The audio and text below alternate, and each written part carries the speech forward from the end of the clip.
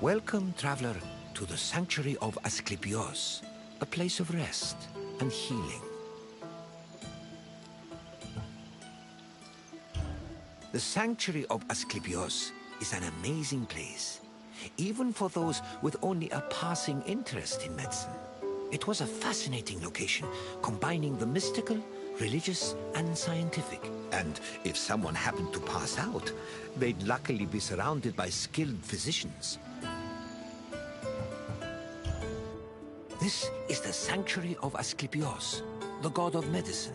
It was here that the sick and weary came, seeking cures for their ailments. Sometimes the medical practitioners provided the cures, and sometimes the healing came from the gods themselves. This tour will help explain the inner workings of the sanctuary, as well as the unique way the Greeks approached medicine. I hope you enjoy yourself. I'll be waiting for you at the end of your visit.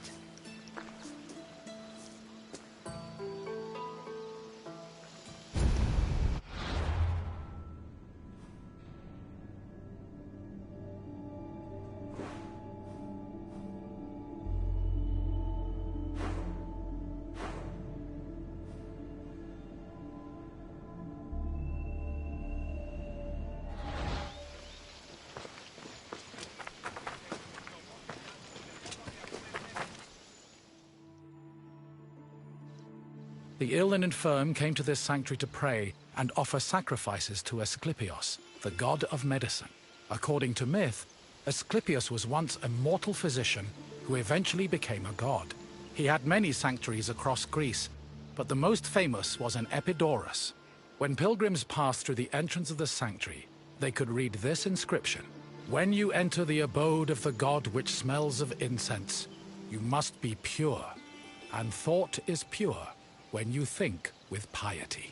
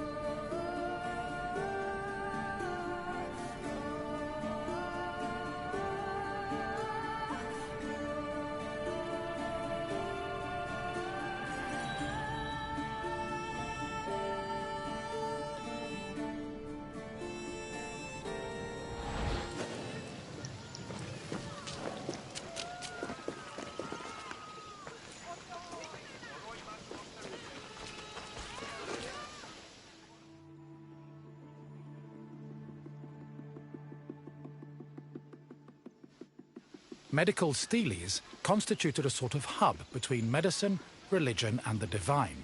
They were slabs with inscriptions that praised Asclepios' virtues and merit, and described his methods of healing. The inscriptions relayed the dreams patients had within the abaton, one of the most important buildings in the sanctuary. The steles outlined the patient's name, their disease, and how they were cured by Asclepios. They were probably written by the sanctuary's priests, or at least under the priest's supervision. Asclepios was a complex deity. In addition to being a god, he was also a trained physician and disciple of the centaur Chiron.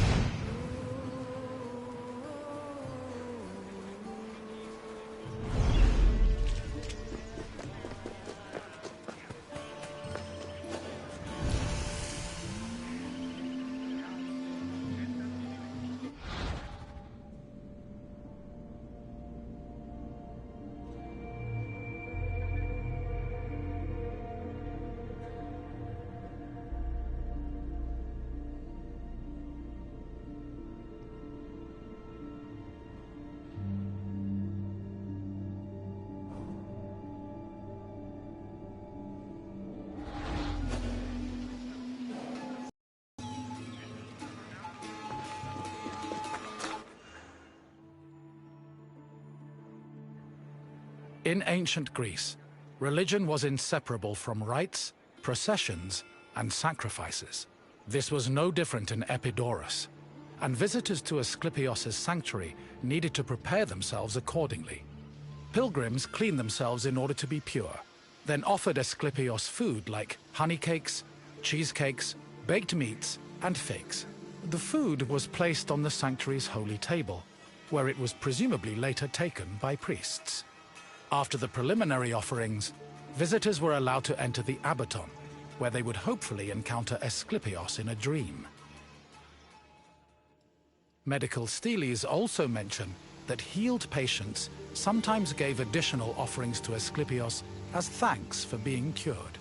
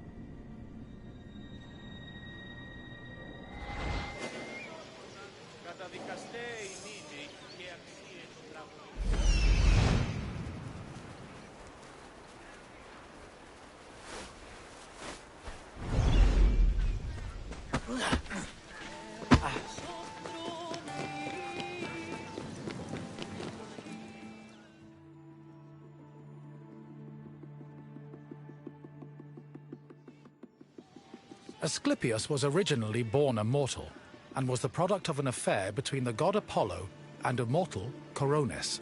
Apollo killed Coronis after discovering she had been unfaithful, and ordered her body burned on a funeral pyre. However, he rescued his unborn child from Coronis' womb before the fire consumed her body. Apollo gave the baby to the centaur Chiron, who raised Asclepios and taught him to practice medicine. Over time, Asclepios became so skilled in the art of healing, he could even raise the dead. This angered Zeus, who sent Asclepios to Hades with a thunderbolt. Apollo retaliated by killing the Cyclopes responsible for making Zeus's thunderbolts. Then, Zeus revived Asclepios, making him immortal and deifying him in the process. In sculptures, pottery, mosaics, and coins, Asclepios was portrayed holding a staff intertwined with a sacred snake. The staff is a symbol of medicine that still endures to this day.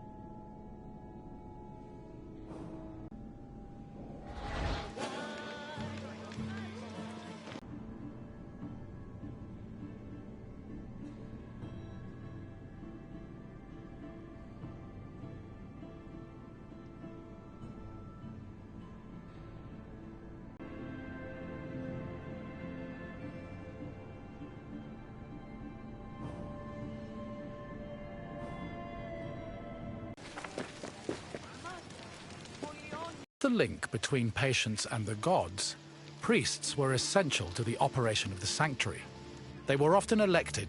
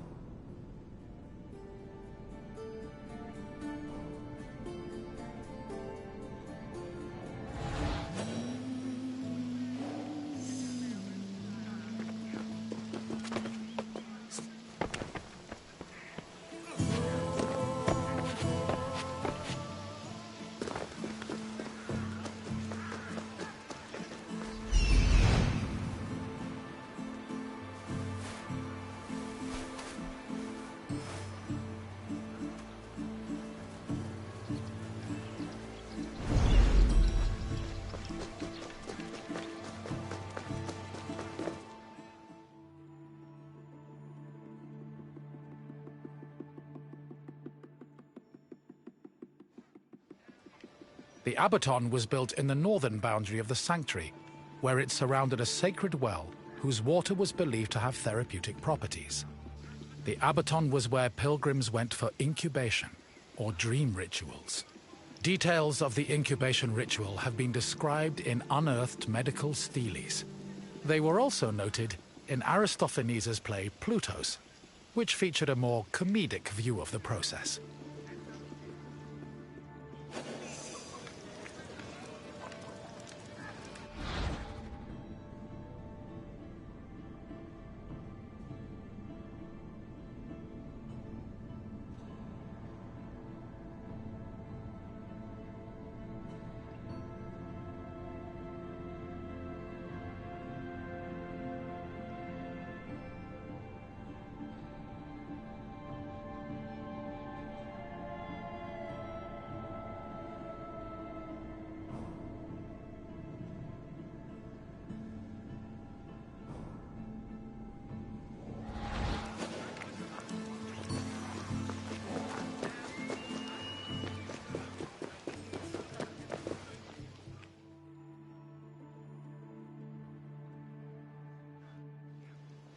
Incubation was the dream ritual pilgrims experienced in the abaton. After completing the necessary preliminary rituals, pilgrims were allowed to enter the sacred building, where they lay prone. As they took in the smell of burning incense, the sanctuary's priests extinguished the oil lamps and asked them to sleep in silence. Once they were asleep, Asclepios would appear in their dreams and give his medical advice. The advice included diet and treatment recommendations, as well as requests for specific offerings or religious rituals. Upon waking up, priests interpreted the patient's dreams, unless a patient had been miraculously healed in their sleep. However, if a patient was completely beyond help, they were removed from the abaton. This was to adhere to a ritual law that stated that no one could die or be born within the building.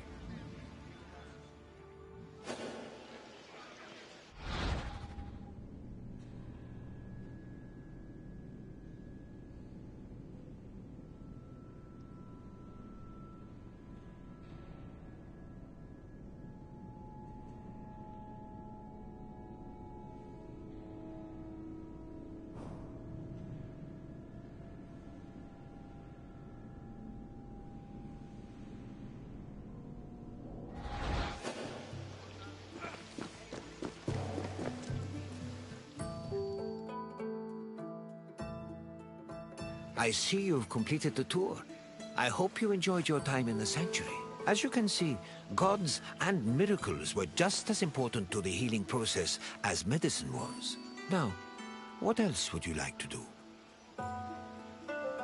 Excellent. Here is your first question. Which mythical creatures made Zeus's thunderbolts?